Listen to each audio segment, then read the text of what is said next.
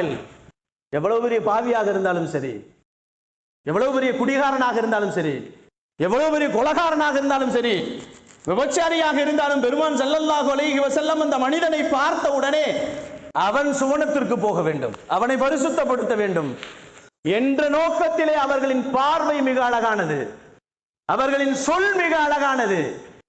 பெருமானார் ஸல்லல்லாஹு அலைஹி வஸல்லம் அவர்களின் சிச்சாவை கொன்று குவிக்கப்பட்டது, அவர்களின் ஈழக்குரலை எடுக்கப்பட்டது, அவர்களுடைய குரவலையை எடுக்கப்பட்டு அதை கடித்து துப்பினார்கள் அல்லவா, அவர்களை கூட மன்னித்த மாபெரும் பெருமான் ஸல்லல்லாஹு அலைஹி வஸல்லம் அவர்களின் மனத்தினுடைய பக்குவம், அவர்களின் எண்ணங்களின் அழகு, அவர்களின் சொற்களின் அழகு, அவர்களின் சிந்தனைகளின் அழகு மிக முக்கியமானது.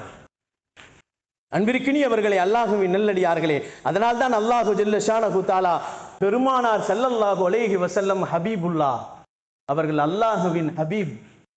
ஆனால் இப்ராஹிம் அலைஹிஸ்ஸலாம் கலீலுல்லா, மூசா அலைஹிஸ்ஸலாம் கலீமுல்லா. மூசா அலைஹிஸ்ஸலாம் அல்லாஹ்விடத்தில் பேசினார்கள், ரப்பே என்னை முஹம்மதை உம்மத்தியாவை கொண்டு போய் ஆக்கிவிடு என்று கேட்டதற்கு அல்லாஹ் சொன்னான், உன்னை நபியாக்கி விட்டேன், அதை கொண்டு போதுமாக்கி கொள் என்று சொல்வான். போதும், உனக்கு நிறைய சொத்துக்களை சுகங்களை கொடுத்தேன், நிறைய அற்புதங்களை உனக்கு கொடுத்தேன், அதை கொண்டு நீ போதுமாக்கிக் கொள்.